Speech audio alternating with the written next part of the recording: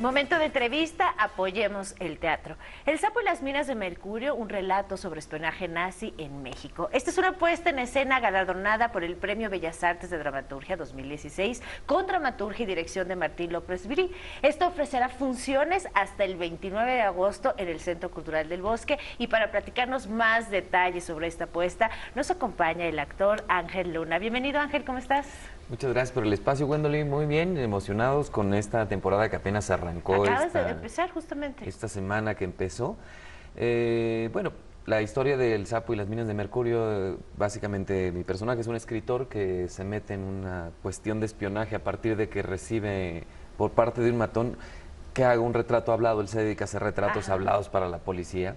Y entonces resulta que conoce a la mujer que le pide el retrato. Y entonces va a buscarla para avisarle que le está buscando, porque este trabajador es un matón al servicio del gobierno. Entonces va a avisarle para ponerla, para salvarla, porque finalmente él tiene un objetivo que es publicar una historieta sobre la revolución y hacer los dibujos y todo este asunto. Pero se encuentra en una balacera y en una serie de documentos, información que tienen que ver con el espionaje nazi, y empieza a descubrir un montón de cosas en los 40, está en la época de los 40, que tienen que ver con el espionaje nazi, los políticos, la gente de los medios, celebridades de Hollywood. Digo, que no está muy alejado de las realidades que se han presentado tantos en estos años como los de ahorita. Exacto. Pero justamente los nazis, todo esto de una manera cómica, ¿no? Lo estamos viendo, es un tema fuerte, pero lo están dando de una manera que sea más ligera, ¿no?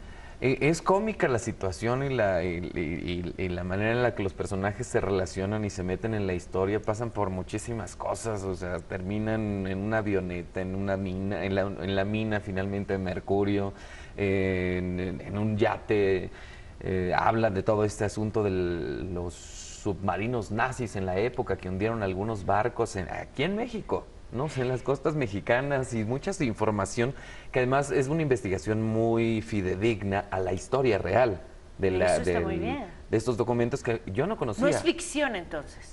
Los personajes, nuestros personajes son los únicos que son ficción, pero todos los documentos son reales. Eso está muy interesante. Todos los hechos que pasan. Lo relacionado entonces en lo que pasó en ese entonces con México. Ajá, existía espionaje nazi en México. ¡Qué bien! Y Entonces, estaba relacionado con toda la gente de Hollywood, políticos, gente de los medios, periodistas y infinidad de personas. Oye, es una manera entonces, fíjate que estaba leyendo justamente en las críticas de esta puesta, dice, el teatro es una inversión para ti. Nunca lo había leído así, y claro, es una inversión para conocer justamente estos datos de una historia real, de la historia de nuestro mundo de otra forma, que es lo que te da el teatro. El teatro siempre nos da estos motivos de reflexión y de conocer historia en este caso. Claro, y es contada por tres personajes que son muy divertidos. El sapo, que es el protagonista, el matón de la historia, que va persiguiendo esos documentos porque trabaja para el gobierno y demás.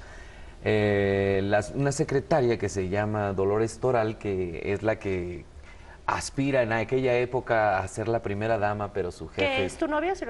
¿Y en el...? No, yo termino en un romance con ella, que es a quien quiero salvar. Es a quien quiero salvar, a quien quiere salvar Patrick Brice, que es el dibujante. Y entonces termina enrolado con ella, y es muy seductora y todo. Ella termina finalmente de secretaria de un político, y ella quería ser la primera dama, pero el político termina de gobernador de Baja California Sur, y resulta que Ávila Camacho queda en aquel entonces como presidente.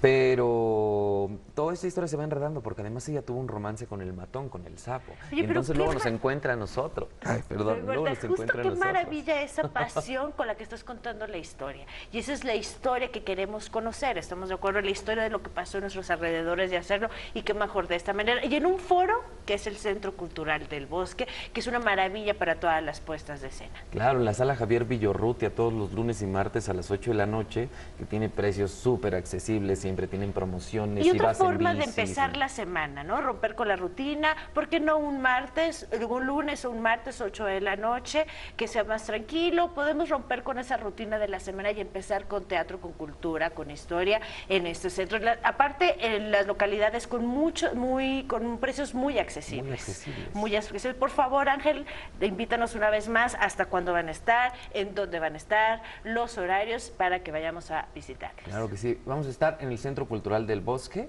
a las 8 de la noche los días lunes y martes hasta el 28 de agosto. Nos quedan todavía algunas funciones, es lo que resta del mes y el siguiente.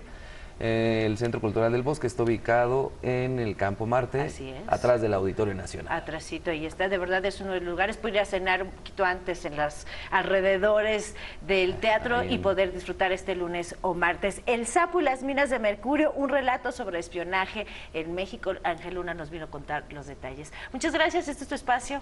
Muchas gracias. Gracias, Ángel. Gracias.